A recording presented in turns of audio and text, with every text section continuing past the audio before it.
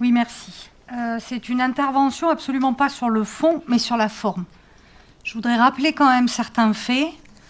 Je vais n'en citer que 3, mais c'est 3 délibérations qui passent en retard.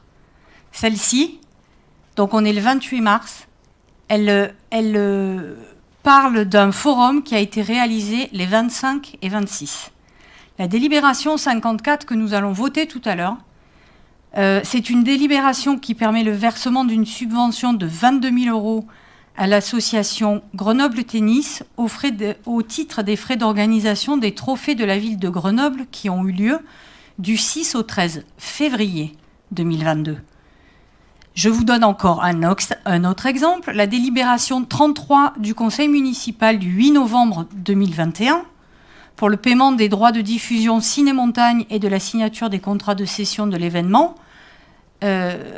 était une délibération qui a été prise sur un événement qui se tenait la semaine d'avant. Alors je ne vais pas toutes les lister parce qu'il commence à être tard et que ça serait un peu long, mais des délibérations qui passent en retard, c'est juste pas possible sur la façon de mener les choses.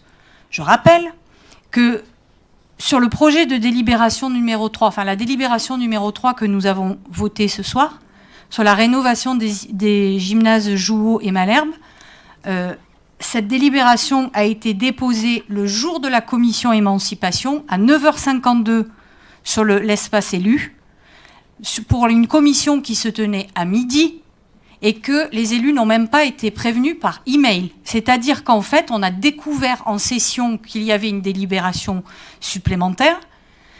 La réponse qui nous a été faite, ça a été de dire qu'elle avait été ajoutée alors que cette délibération serait débattue lors de la commission de résilience du jeudi suivant. Et alors, si elle a été ajoutée à la commission émancipation, c'est qu'elle avait vocation à y être débattue. Dans ces cas-là, il faut prévenir les élus avant et pas leur balancer en plus les délibérations 2 heures avant.